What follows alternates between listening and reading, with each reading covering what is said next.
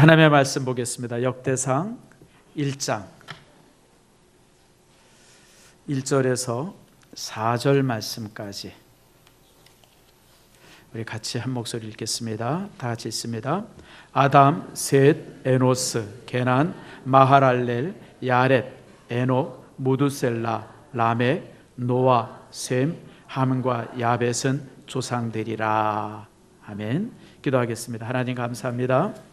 하나님께서 우리 이엘에서 선교사 수술 잘하도록 인도하셨음을 감사하고 이를 통해서 온전히 회복되어지는 축복들, 기적을 경험하게 해 주시옵소서. 치료는 하나님이 하시는 줄 믿습니다. 아버지 하나님께서 정말 어루만져 주셔서 그 속에 있는 악하고 더러운 것들 깨끗이 씻어주시고 맑게 회복되어지도록, 그래서 정말 펄펄 날라서 다시 선교제 갈 수 있도록 복을 내리워 주시옵소서.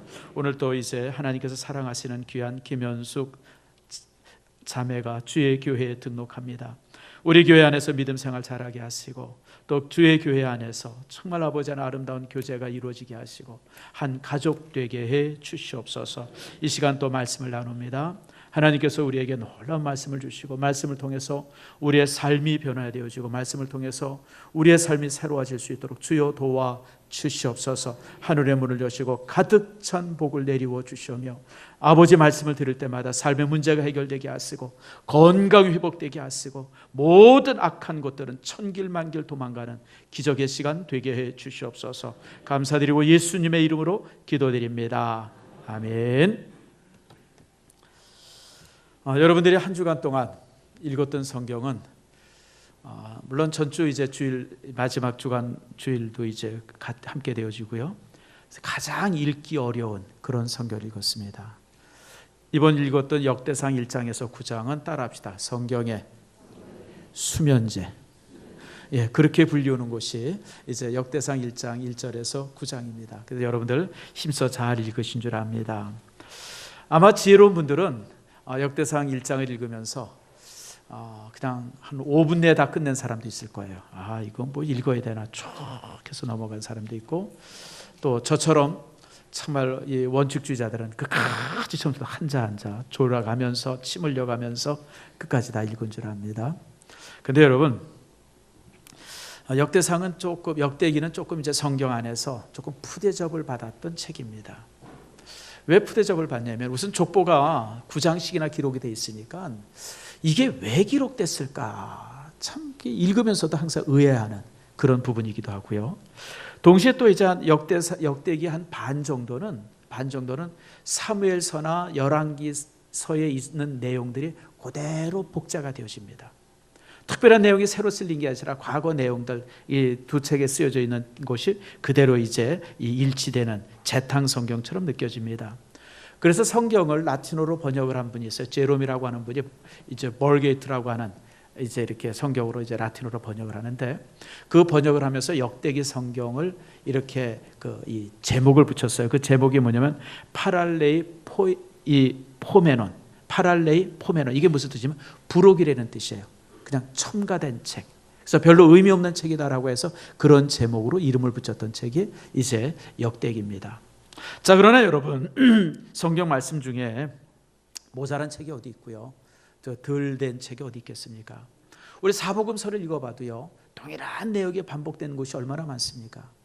특별히 마가, 마태, 누가 세 성경은요, 그냥 한 권의 책을 이리저리 편집한 것 같아요. 그런데도 불구하고 그 속에서 얼마나 우리가 놀라운 이 은혜를 많이 받습니까? 그러므로 우리 이렇게 힘들고 졸면서 읽었던 족보 속에서도 놀라운 하나님의 섭리가 있음을 여러분 기억하시길 바랍니다. 그러면 왜 이렇게 긴 족보가 기록이 되어지고, 그리고 왜 열왕기나 또 사무엘서에 있는 내용들이 그대로 반복적으로 이렇게 이제 쓰여지는 그런 성경을 왜 새로 기록했을까? 그 이유와 목적을 우리가 좀 알아야 됩니다. 그러기 위해서는 역대기가 쓰여졌던 연대와 배경을 좀 알아야 됩니다. 구약성경 대부분은 왕조시대 때 쓰여집니다. 사무엘 상하서도 마찬가지고 열왕기 상하서도 왕조기 말에 쓰여집니다. 근데 역대기는 포로 이후에 쓰여집니다. 다시 말하면 다른 성경에 비해서 한 200년 후에 쓰여진 성경입니다. 그리고 연대는 그렇게 되어지고 또 그렇게 쓰여졌었던 배경들이 있습니다. 배경은 뭐냐면 이스라엘 백성들이 이제 포로로 붙잡혀서 70년 동안 모진 고난의 삶을 살다가 그들이 다시 이제 고향으로 돌아오죠. 여러분, 고향으로 돌아올 때 얼마나 꿈이 컸겠어요. 이제 가면 나라를 세우고, 가면 성전을 새롭게 만들고, 또 하나님께서 약속하신 그런 왕국을 새로 이제 시작할 것이다. 이제 그런 큰 기대와 그런 어떤 그 마음을 가지고 이제 고향을 딱 돌아와요. 막상 돌아오는데 모든 것이 자기 뜻대로 되어지는 것이 하나도 없어요. 우선 주변의 나라들이, 이스라엘 백성들이 돌아와서 정착해서 사는 것을 끊임없이 방해합니다. 사마리아가 방해하죠. 또 옆에 에돔이라든지 모압이라든지 이런 나라들이 그냥 끊임없이 방해하는 거예요. 위협하고 또 위협하고. 그러니까 성문 하나 제대로 쌓지를 못하는 거예요. 뭐 그것뿐만 아니니까 백성 또한 그런 상황 속에서 방황을 하는 거예요. 협력하질 않아요. 하나 되질 않아요. 그러니까 백성들이 자기 살 길만 찾고 말입니다. 막 그런 모습이 되어지니까 이런 모습 속에서 정말 백성들이 얼마나 참 이렇게 그 마음의 회의와 또 갈등들이 많이 생기는지 몰라요. 왜냐하면 다윗과 솔로몬 시대는요, 최고의 왕조 시대였었습니다. 그 당시 다윗과 솔로몬 시대는 특별한 시대였었어요. 지금부터 한 3,000년 전인데요, 그 당시에 다윗과 솔로몬 시대는 중동 지역에, 아니 세계에서 가장 큰 영토를 지니고 있었습니다. 북쪽으로는 터키, 유프라테스 티그리스강 그 유역에서부터 시작해서 남쪽으로는 홍해까지, 동쪽으로는 아라비아 사막까지 얼마나 큰 나라를 가지고 있었는지 몰라요. 영토만 컸던 것이 아니라 군사력도 강대했습니다. 다윗과 솔로몬은 전쟁을 해서 결코 패해보지 않았었던 그런 전승의 군대를 거느리고 있었고요. 또 경제적으로도 얼마나 부유했었는지 몰라요. 얼마나 부유했는지 솔로몬 시대를 이렇게 말씀한 그 열왕기 하서의 말씀을 보면, 길바닥에 자갈 굴러가는 것처럼 은이 흔했고, 그냥 오동나무 굴러가는 것처럼 백향목이 흔했다고 그럴 정도로 부유한 국가였어요. 특별히 솔로몬은 외교의 천재였었습니다. 주변의 나라들과 아주 외교적으로도 아주 기가 막힌 관계를 가짐으로 인해 가지고 최강국이었었어요. 그런데 이제 500년이 지나고 나서 지금 이스라엘 민족은 완전히 변방의 국가입니다. 그 당시 이제 500년이 지나고 나서 세계 최강의 국가는 이제 그리스, 또 페르시아, 또 이집트, 이런 나라들이 세계의 최강의 국가가 되었고, 그리고 이제 이 유대 민족의 국가는 독립도 못했고, 그리고 이 강대국 옆에 간신히 붙들어서 기생할 정도로 작은 소국으로 전락되고 말았어요.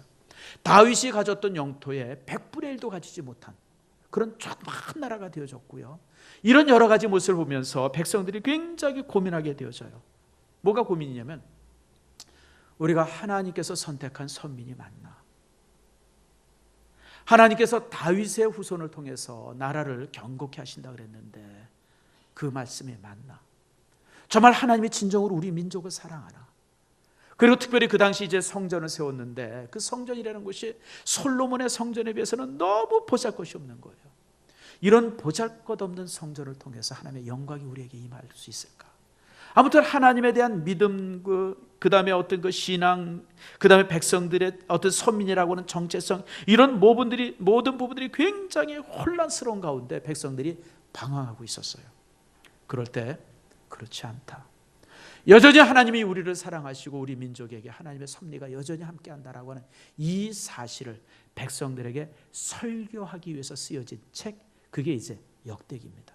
그래서 역대기 책에는요, 역대기를 갖다가 캐리그마가 담겨 있다. 캐리그마라고 하는 것은 뭐냐면 설교라고 하는 뜻이에요.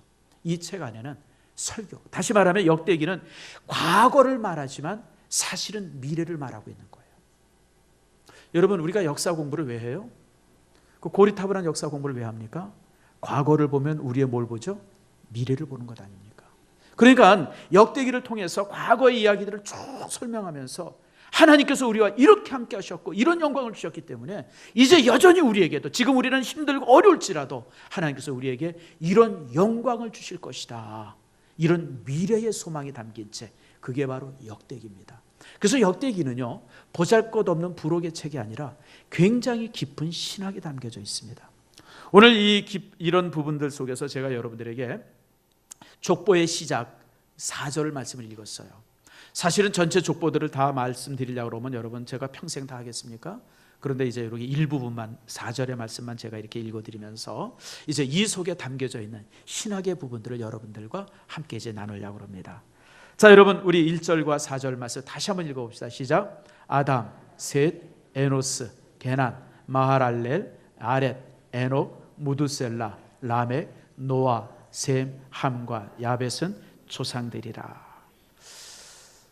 저는요 예전에는 역대기를 읽으면서 이 인물들 이름들이 쭉 나올 때 너무 지겨워서 쭉 읽다가 그냥 그 야베스 나올 때 조금 자세히 읽다가 그냥 구르르 넘어가다가 이제 그러고 읽었어요.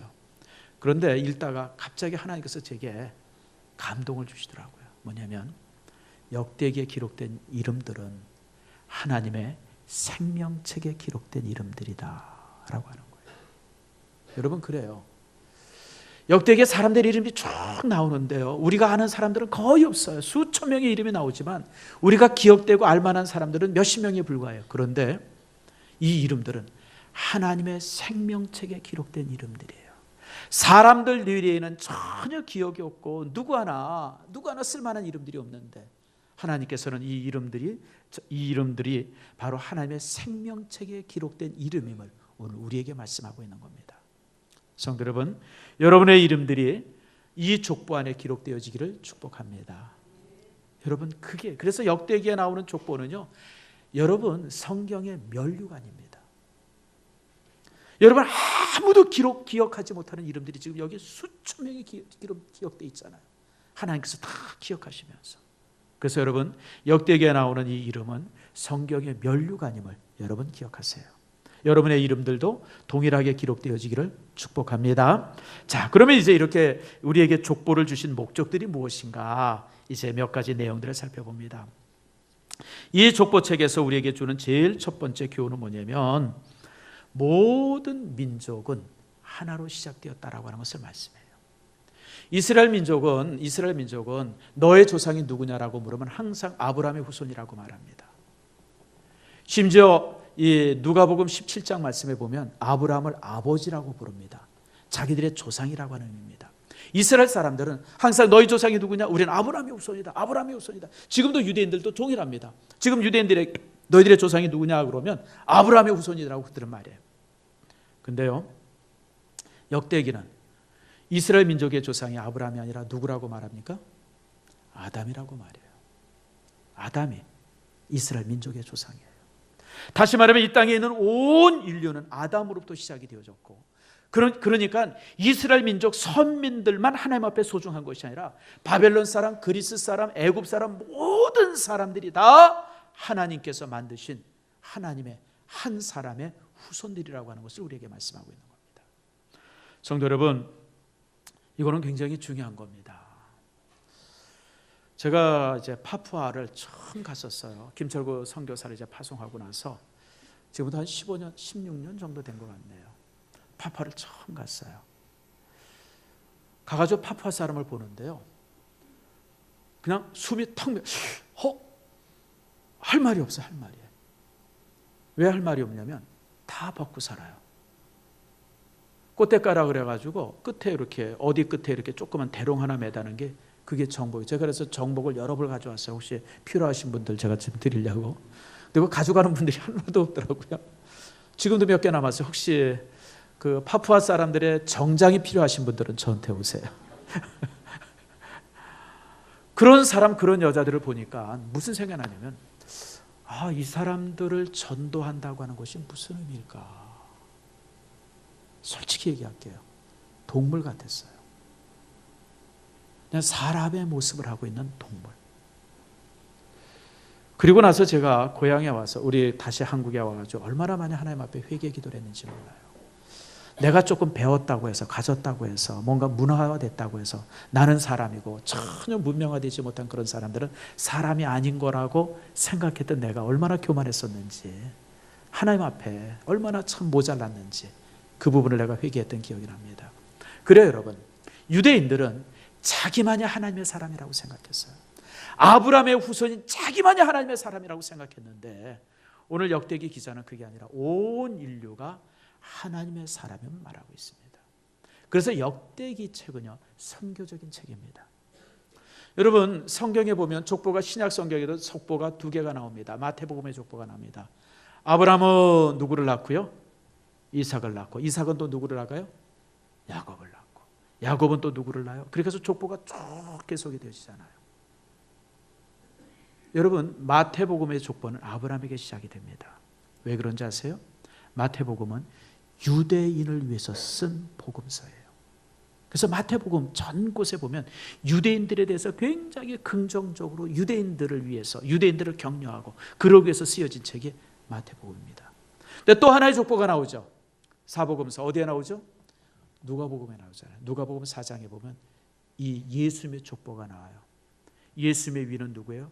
요셉. 요셉의 위는 누구 쭉 해서 쭉 올라와요. 쭉 나와서 어떻게 되고 있냐면요, 여러분 누가복음 4장 38절에 보면 그 위는 에노스요, 그 위는 셋이요, 그 위는 아담이요, 그 위는 누구니라? 하나님이니라.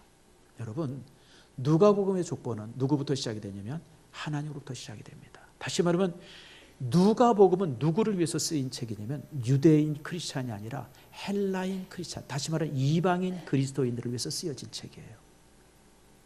다시 말하면 이 누가복음은 온 인류가 하나님의 백성임을 천명하면서 그리스도의 복음을 설명하고 있어요. 그래서 여러분 누가복음과 그리고 역대기의 신학은 같습니다. 동일합니다. 왜냐하면 온 인류가 하나라고 하는 것, 그리고 모든 인류가 하나님의 사랑과 구원을 받아야 할 백성임을 설명하고 있는 성경이 이제 바로 두 권의 책이죠. 그래서 여러분 역대기는요, 성교적 관점으로 읽을 때 좀 더 정확하게 읽을 수 있다라고 하는 거 여러분 기억하세요. 자, 다시 한번 제가 이제 요약을 합니다.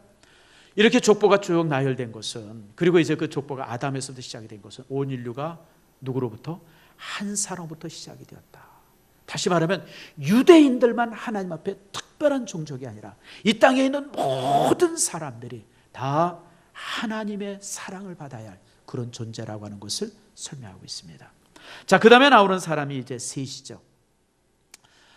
자, 우리가 이제 아담의 아들이, 세 번째 아들이 누구죠? 셋이에요. 그래서 세 번째 아들이라서 셋인가 보다. 야, 참 유대 말과 우리나라 말이 너무 비슷한 게 많다. 그런 사람들이 있어요. 아니죠. 셋이라고 하는 말의 뜻은 대신 주었다라고 하는 뜻이에요. 따라합시다. 대신 주었다. 셋은 세 번째라고 하는 뜻이 아니라 대신 줬다고 하는 거예요. 원래는 하나님께서 자신의 신앙의 계보를 아벨을 통해서 이어가려고 하셨어요. 근데 이 아벨이 누구에게 죽습니까? 형 가인에게 죽음을 당하잖아요.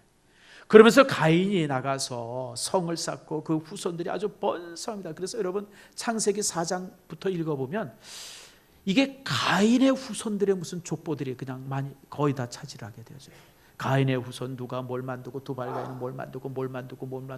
그래서 가인의 문화가 온 세상을 지배하는 것 같은 그런 느낌을 가질 정도로 가인의 후예에 대한 그런 기록들이 많습니다. 그런데 아벨이 죽고 나서 하나님께서 셋을 보냅니다. 다시 말하면 끊어질 것 같은 신앙의 대를 셋을 통해서 이어가는 겁니다. 저는 이 부분을 묵상할 때마다 참 하나님이 주시는 놀라운 은혜들을 경험합니다. 그것은 뭐냐면요, 항상 하나님은 믿음의 뿌리를 남겨둔다고 하는 거예요. 믿음의 뿌리. 다 사라진 것 같은데, 하나도 없어진 것 같은데 하나님께서는 언제나 믿음의 뿌리를 남겨두세요. 그리고 그 믿음의 뿌리로 인해서 다시 한번 신앙이 증흥하고 다시 한번 흥황하도록 하나님께서 항상 그렇게 만드세요. 그게 신앙의 역사하고 구원의 역사입니다. 여러분, 가인의 후손에 의해 가지고 온 인류가 멸망당하는데 하나님께서 노아의 후손들을 남겨두죠. 그래서 인류를 계속되게 하지 않습니까? 유대인들이 바벨론의 포로가 되어서 다 잡혀가도 그 여러분 이제 구루터기에 남겨두시는 그런 어떤 그 가지로 인해서 유대인들이 다시 세워지게 하죠. 그게 남은 자 사상입니다. 언제나 그래요. 제가 한 20여 년 전에 들었던 간증입니다. 북한 선교하시는 분인데 그분은 두만강 옆에, 두만강에서 좀 떨어진 곳에 교회를 하나 세워놓고 이제 거기서 사역하시는 목사님이에요. 근데 그분이 그런 간증을 하시더라고요. 그러니까 여러분 두만강 옆에 이렇게 교회를 하니까 굉장히 위험합니다. 왜냐하면 껄핏한 북한 애들이 못 넘어와서 총질하고 물건 뺏어가고 이런 일들이 흔히 있기 때문에 굉장히 거기서 사역한다는 건 어렵대요. 그런데도 거기서 하는 이유가 두만강을 건너서 탈북하는 사람들을 이렇게 지키고 그들을 이렇게 보호해주고 그들이 다시 이제 탈북할 수 있도록 이렇게 마련해주고 그런 역할들을 하기 때문에 그냥 그 자리를 지킨다 그래요. 근데 어느 날 밤에 누가 막 문을 두드리더랍니다. 얼마나 겁나겠어요. 여러분 같으면 얼마나, 여러분은 안 그러겠어요? 그냥 겁이 막 나는데도 불구하고 문을 탁 열었더니 시커먼 사람이 서 있더니 들어오더래요. 들어오면서 손에다 이렇게 탁 뭘 이렇게 두드립니다. 목사님, 그동안 제가 모았던 11조입니다. 제가 11조를 모았는데 어디다도 바칠 수가 없어서 가지고 있다가 이제 두만강을 넘어서 교회를 찾아서 이 물질을 바칩니다. 그것은 드리고 다시 두만강을 넘어서 북한으로 들어가더래요. 여러분, 북한에 신앙의 씨앗이 다 뽑혀진 것 같지만 누가 남아있어요? 아직도 뿌리가 남아있는 거예요. 그 공산당이, 그 악한 이 공산당들이 신앙인들은 다 잡아서 죽이고 수용소에 보낸 줄 알았더니 아직도 믿음의 뿌리들이 그 속에 여전히 남아있어요. 이후에 우리나라가 통일되어지면요, 남쪽에서 선교사들을 보내고 목사들을 보내서 북한의 교회가 부흥되는 것이 아니라 그 믿음의 뿌리들이 일어서서 무너진 교회를 다시 세울 줄 믿습니다. 여러분, 하나님은 그렇게 하세요. 언제나 그렇게 하세요. 기독교 2000년의 역사를 보면 그런 부분들이 너무 분명하죠. 제가 저번 주에 설명한 것처럼 중세 시대는 유럽이 암흑 시대였었습니다. 그런데 단순히 문명이 암흑 시대가 아니라 신앙도 암흑 시대였었어요. 그 당시 천주교인들이 성도들에게 성경을 한 권도 주지 않았어요. 성경을 읽으면 사용을 시켰어요. 화용을 시켰어요. 그러니까 성도들은 성경에 대해서 정말 무지해요. 그러니까 교회에서 가르쳐주는 설교 시간에 예를 들어 몇 마디만 알고, 그리고 이제 이 온 성당을 탱화를 그려놔가지고 그 그림들 그려놔가지고 그거 보면서 아, 저게 그거구나, 저게 그거라. 글도 모르고 성경도 모르니까. 이거 미신 천지가 유럽이었었어요. 사실 그래서 중세시대 때 유럽을 기독교가 지배했다고 그러지만 사실은 미신이 지배했습니다. 전혀 성경 신앙인답지 않고 교회답지 않고 믿음답지 않은 믿음이 중세를 지배하고 있었어요. 그런데 그럼에도 불구하고 그 당시 경건한 신앙인들이 있었어요. 기도하고 말씀 묵상하고 정말 그 신부들, 그 교황들 다 썩어 문드러졌지만 그 저변에 보이지 않던 정말 경건한 사람들이 남아 있었어요. 그들이 15세기에 와서 여러분 마틴 루터에게 영향을 주고 존 칼빈에게 영향을 주고 위클리프에게 영향을 주고 후스에게 영향을 주고 이러면서 종교 개혁을 시작하게 했던 겁니다. 여러분, 언제나 하나님께서는 이처럼 신앙의 뿌리를 남겨두십니다. 여러분, 개신교회도 마찬가지예요. 개혁교회도 여러분 종교개혁을 하면서 참 이렇게 개혁교회가 생겨지면서 200년, 300년 넘어가는데 여러분 19세기, 18세기 때 유럽에 또 자유주의가 얼마나 그냥 발흥이 됐는지 몰라요.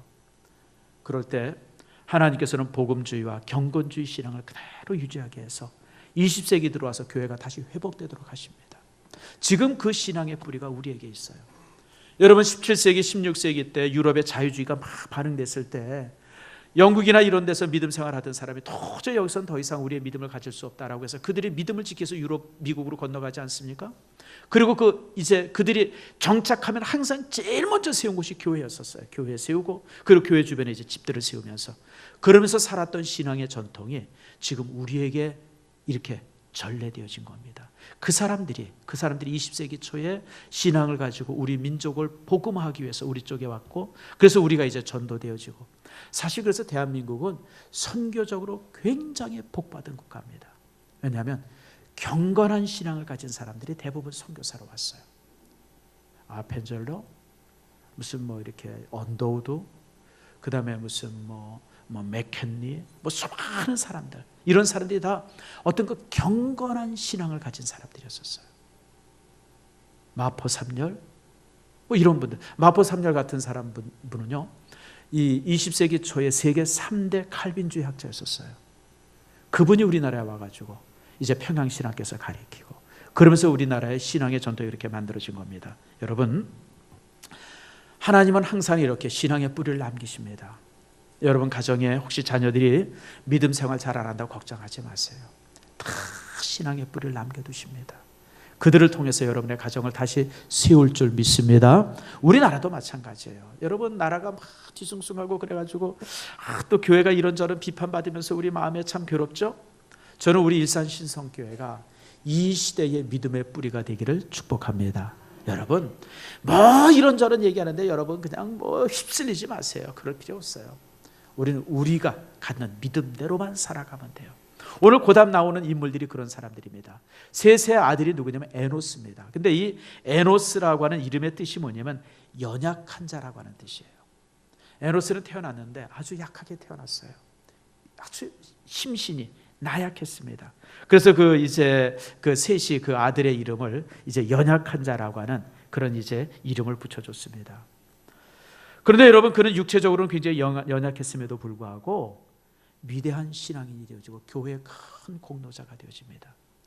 창세기 4장 26절에 보면 셋이 에노스를 낳은 후에 따라합시다. 사람들이 비로소 여호와의 이름을 불렀더라. 이게 무슨 뜻이에요? 여호와의 이름을 불렀다라고 하는 말은 예배드렸다는 뜻입니다. 그런 관용적 표현이에요. 여러분 혹시 구약 성경을 읽을 때 아브라함이 여호와의 이름을 불렀다, 뭐 요셉이 여호와의 이름을 불렀다, 야곱이 여호와의 이름을 불렀다라고 하는 규절이 나오면 얘네들이 어느 날 갑자기 바닥에 서서 하나님 하고 크게 불렀나 보다, 그렇게 생각하지 마세요. 그것은 예배드렸다는 표현입니다. 그러니까 이제 번제를 드리면서 번제를 확 들면서 하나님 앞에 하나님 그러고 불렀을 때, 그래서 예배드렸다는 표현을 여호와의 이름을 불렀다라고 써요. 놀라운 사실은요, 에노스 때부터 예배가 시작이 되어진 겁니다. 예배가, 다시 말하면 교회가 시작이 되어진 거예요. 비록 몸은 굉장히 연약하고 사람들이 바라볼 때는 비리비리했는데 그가 교회를 시작하고 예배를 시작했다고 하는 거예요. 여러분, 연약해 보이지만 이런 놀라운 모습이 있지 않습니까? 그 다음에 마할알렐도 마찬가지예요. 에노스의 손자인데요, 마할알렐의 이름은 하나님을 찬양하라 라고 하는 그런 뜻입니다. 에노스 때부터 시작되었던 그런 어떤 그 예배의 모습이 마할알렐에 가서는 찬양의 모습으로, 하나님 앞에 영광을 돌리는 모습으로, 예배 중에 찬양만이 아니라 삶이 하나님의 찬양이 된 그런 삶을 살았던 사람, 그가 바로 마할알렐입니다. 성도 여러분, 우리는 세상을 저 힘 있는 사람이 이끌어간다는 생각을 종종 가져요. 지금 대통령 선거하지 않습니까? 이 앞에도 벽보가 있더라고요. 15명이. 그래서 혹시 내 얼굴 있나 쭉 봤는데 나랑 비슷하게 생긴 사람 하나 있더라고요. 근데 이름은 내가 아니에요. 저 사람들이 세상을 이끌어가는 것 같죠? 아니에요, 여러분. 여러분들이 세상을 이끌어갑니다. 세상을 이끌어가는 사람들이 여러분입니다. 여러분들이 기도하고 에노스처럼 여전히 여러분, 그 당시 에노스나 마할알렐이나 에녹이나 무드셀라 이런 사람들이 세상을 다스릴 때는요, 세상이 말할 수 없이 가인의 문화에 의해서 타락하고 있었어요. 가인의 문화가 세상을 지배하고 있었어요. 그런데도 불구하고 이 사람들은 그들의 문화 속에 휩쓸리지 아니하고 여전히 하나님을 예배하고 찬양하는 것에 힘쓰면서 살아갔어요. 결국 여러분, 노아의 홍수 때 가인의 문화는 완전히 사라집니다. 그리고 노아의 후손을 통해서 새로운 인류가 시작되지 않습니까? 마찬가지예요. 힘 있는 사람, 권력 있는 사람, 능력 있는 사람이 세상을 이끌어가는 것 같지만 아니에요, 여러분. 우리 믿음의 사람, 견고하게 서 있는 믿음의 사람들이 세상을 이끌어갑니다. 여러분, 능력 있고 힘 있어가지고 위에서 막 폼잡는 사람 부러워할 것 없어요, 여러분들. 그런 사람이 결코 세상을 이끌어가지 못해요. 요즘에 이제 재벌 문제, 보통 권력을 가진 사람 문제들, 뭐 그런 것 때문에 우리가 마음 상하고 그럴 때가 많이 있지 않아요? 역사를 보면 재미난 게 있어요, 여러분들. 스페인이라고 하는 나라는요, 16세기 때 세계 최강의 나라였었습니다. 왜 그랬냐면 콜럼버스를 통해서 이제 아메리카를 점령하고 그리고 페루에 가가지고 엄청난 은광을 발견해요. 그래가지고 그 배를 통해서 그냥 엄청난 은들이 스페인에 그냥 막 끊임없이 그 마드리드 항구에 왔다고 그러죠. 끊임없이 이제 이렇게 오는 거예요. 그런데 여러분, 그렇게 엄청난 부를 가졌음에도 불구하고 스페인은 유럽의 최강국이 못 돼 봅니다. 왜 그런지 아세요? 귀족과 왕만 부자였기 때문에 그래요. 귀족이 아무리 큰 재산을 갖고 왕이 아무리 큰 재산을 가져도요, 그 재산이 결국 나라를 부강하게 만들지 못합니다. 그 사실을 책으로 쓴 사람이 있어요. 아담 스미스입니다. 그 사람이 쓴 책 이름이 뭐죠? 국부론이잖아요. 국부론의 내용이 뭐냐면, 나라가 부강화되는 게 뭔가, 나라가 부강화되는 게 뭔가, 나라가 강화되는 게 뭔가. 그러면서 그 사람의 국부론을 통해서 뭘 얘기하냐면, 귀족이나 왕족이나 이런 사람들이 엄청난 금을 소유했다고 해서 그것이 나라가 부강한 게 아니라는 거예요.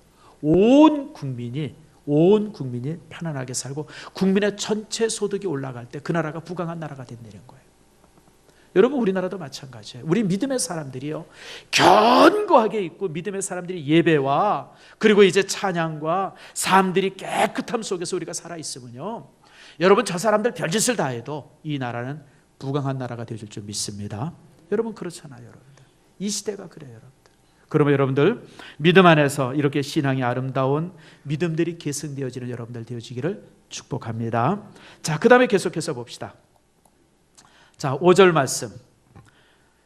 자, 야벳의 자손은 고멜과 마곡과 마데요, 야완과 두발과 메색과 이 디라스요. 또 6절에 고멜의 자손은 그 아스그나스와 디밧과 도갈마요. 또 7절에 야웬의 자손은 엘리사와 다시스와 기띔과 도다님이더라. 아는 사람 있으면 한번 손 들어보세요. 한 사람도 아는 사람이 없어요. 한 사람도. 물론 야벳은 알죠. 노아의 후손이니까. 또 이제 8절에 함도 알아요. 근데 그 외 사람들은 하나도 모르는 사람이에요. 그런데 여러분, 역대상 1장에서부터 9장까지 이렇게 하나도 모르는 사람들의 이름이 가득 기록되어 있어요. 제가 설교를 시작할 때도 여러분에게 말씀드린 것처럼, 여러분, 여기에 나오는 수없이 많은 사람들의 이름은 우리 귀에 익은 사람들은 거의 없고 다 생소한 사람들의 이름입니다. 그래서 이름을 읽는 것조차도 어떤 때는 잘 못 읽어요. 익숙하지 않으니까 뭔 말인지 뭔 뜻인지도 모르고. 그런데 여러분, 그럼에도 불구하고 하나님께서는 자기의 백성들의 이름을 아주 소상하고 그리고 완전하게 알고 계신다고 하는 거예요. 우리는 하나도 기억하지 못하는 이름인데, 수천 명의 이름을 하나님께서는 낱낱이 기록하고 계세요. 자, 한번 또 물어봅시다. 역대상 1장 1절에서부터 이제 9장까지 열심히 읽은 분들에게 묻습니다. 그 당시 최고 유명한 사람이 유럽에 있었어요. 누구냐면 알렉산더입니다. 동방연정을 와가지고 그리고 막 그냥 지배하고, 그 다음에 또 역대상이 쓰였을 당시에 유럽에 그리스에 유명한 철학자가 있었어요. 소크라테스라든지 플라톤 같은 사람이 있었어요. 사실 역대상이 쓰여졌을 때 동시대 때 인물입니다. 근데 여러분, 그 사람들의 이름이 역대상에 기록이 됩니까? 안 됩니까? 기록이 안 되죠. 그 사람들이 세상에서는 굉장히 유명한 사람이에요. 철학자고, 그 사람들이 정복자고 대단한 사람이에요. 그러나 하나님의 생명책에는 그 사람의 이름이 기록되어 있지 않습니다. 저는 역사책이나 성경을 이렇게 읽어보면서 역사책에도 이름이 기록되어 있고 성경에도 이름이 기록되어 있는 사람들이 있어요. 누구냐면 아브라함이나 다윗이나 솔로몬 같은 사람은 역사책에도 그 이름이 기록되어 있습니다. 그러면서 성경에도 그 이름이 있어요. 참 위대한 사람이죠. 그러나 여러분, 세상에서 유명한 사람들이 성경에 기록되어 있는 사람들의 이름들은 거의 없어요. 알렉산더도 없고요, 소크라테스도 없고요, 플라톤도 없고요, 여러분 느부갓네살도 없고, 세상의 책에는 아주 대단한 사람의 이름이 나와 있는데 하나님의 생명책에는 그 이름이 없어요. 반면에 성경에 나와 있는 수없이 많은 사람들의 이름, 특별히 지금 오늘 역대상에서 읽었던 이 수없이 많은 사람들의 이름들이 세상의 사람들은 전혀 알지 못해요. 우리도 알지 못해요. 뭘 말합니까? 여러분, 우리의 삶에서 진정한 목표는 하나님의 생명책에 기록이 되지, 세상 책에 아무리 기록된다면 그게 무슨 의미가 있어요? 저는 여러분들의 이름 모두가 역대상에 나오는 족보의 끝자락에 다 있기를 축복합니다. 하나님의 생명책에 여러분의 이름이 한 자도 빠지지 않고 다 기록되는 영광이 여러분 속에 있기를 축원합니다. 마지막으로 우리가 이제 9장 가서 한 절만 더 읽어봅시다. 역대상 9장입니다. 1절 말씀 우리가 한번 같이 읽겠습니다. 자, 시작. 온 이스라엘이 그 제보대로 계수되어 그들은 이스라엘 왕조실록에 기록되니라. 유다가 범죄함으로 말미암아 바벨론으로 사로잡혀 갔더니. 여러분, 유다가 범죄해서 망한 거예요. 나라가 범죄해서 망한 것이지 힘이 없어서 망한 게 아니에요. 힘이 없어서. 이스라엘이, 유다가 힘이 없고 그 주변의 나라들이 강력해서 그 나라가 멸망한 것이 아니라 범죄했기 때문에 망했다고 성경은 말합니다. 우리나라도요, 지금 굉장히 위기입니다. 저는 요즘에 이제 대통령 되겠다는 사람들의 그 공약을 이렇게 보면 무슨 이주일이 환생한 것 같아요. 이게 무슨 얘기냐면, 여러분, 우리나라가 전쟁이 나는 것은 우리나라에게 선택권이 있어요, 없어요? 여러분, 우리나라 선택권이 전혀 없어요. 여러분 아세요? 북한이 쳐들어오든지 미국이 치든지 중국이 어떻게 하든지 이제 우리나라가 선택할 수 있는 권리는 하나도 없어요. 그런데도 매일 이 사람은 평화 아무튼 이 나라가 평화가 주어져야 되고 무슨 난 그래서 저 사람들이 무슨 이주일인가? 여러분, 우리는 전쟁에 대해서 우리나라가 할 수 있는 건 아무것도 없어요. 여러분, 주변의 나라들이 전쟁을 일으키면 우리는 피해 볼 수 있는 권리밖에 없어요. 전쟁을 일으키고 안 일으키고의 권리는 우리 속에 없습니다. 여러분들 아세요? 여러분 잘 봐야 돼요. 그래서 여러분, 거짓 공약하는 사람들 여러분 잘 불연해서, 난 저 사람들이 무슨 지금 이 나라의 상황을 제대로 아나? 우리가 할 수 있는 책임이 아무것도. 그렇지 않으면 옛날에 스위스처럼 하든지. 여러분 스위스가 영세 중립국 아닙니까? 근데 여러분, 독일이 유럽을 침략할 때 스위스를 침략해야 안 해요? 왜 안 할까요? 영세 중립국이라서 침략 안 할까요? 여러분, 바보 같은 생각하지 마세요. 스위스를 침략하지 못했던 것은 스위스 나라 전체가 요새화되어 있었기 때문에 독일이 침략을 못한 거예요. 스위스를 침략하려고 그러면 이 다른 나라 침략과는 전혀 달라요. 스위스 사람들은요, 영세 중립국을 선언하고 있어요. 이 알프스에 있는 자기 나라 전체를 요새화합니다. 그 어느 나라도 침략하지 못하도록. 그래서 사실 독일이 침략하지 못한 거예요. 다시 말하면 지금 대통령 후보하는 사람들이 이 나라의 진정한 평화를 가져오려면 이 나라가 다른 나라가 넘보지 못할 완전한 국력을 갖든지, 아니면 오늘 본문에 있는 말씀처럼 깨끗한 나라가 되든지 둘 중 하나예요. 여러분들, 그러면 우리가 침략당하지 않습니다. 여러분, 이스라엘 민족이 멸망한 것은 그들의 범죄 때문입니다. 죄 때문에 망한 겁니다. 다시 말하면 이 나라를 지키는 것은 우리 여러분들이에요. 우리가 하나님 앞에 깨끗이 살고 온전히 살고 정말 에노스처럼 정말 예배하는 사람으로, 마하랄렐처럼 찬양하는 사람으로서의 삶을 우리가 살면 하나님께서 이 나라를 지키십니다.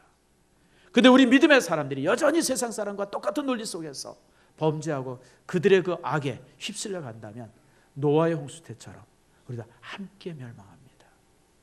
성도 여러분, 오늘 역대상 9장 1절을 통해서 하나님께서 이스라엘 민족의 멸망의 이유를 밝히고 있습니다. 그들의 범죄가 나라를 무너뜨린 겁니다. 요즘에 우리나라의 이런 위기적 상황 속에서 정말 우리 믿음의 사람들이 왜 깨끗하게 살고 왜 의롭게 살아야 하는지의 이유를 오늘 성경이 우리에게 말씀하고 있는 겁니다. 말씀을 맺습니다. 여러분, 족보는요, 특별히 열왕기 상서에 나오는 1장에서 9장까지 나오는 족보는 수면제가 아니라 면류관입니다. 잘 기억하세요. 여러분이 지금이라도 읽으면 또 졸려요. 이게 왜 이렇게 이름들이 많은가? 이 많은 이름들을 어떻게 다 기억해냈을까? 정말 신비할 정도죠.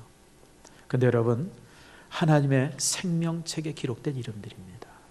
그래서 사실은 역대상 1장 1절에서 9장은 성경의 면류관입니다.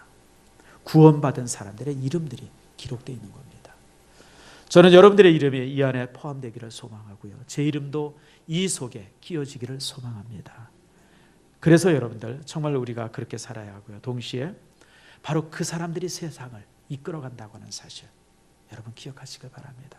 권력 있는 사람, 힘 있는 사람이 세상을 이끌어가는 것이 아니라 이 나라를 견고하게 지키는 것은 바로 믿음의 사람이라고 하는 사실을 다시 한번 깨닫고 우리가 하나님 앞에 건강하게 살고 정말 구원받은 사람답게 사는 축복이 저와 여러분 속에 있기를 축원합니다.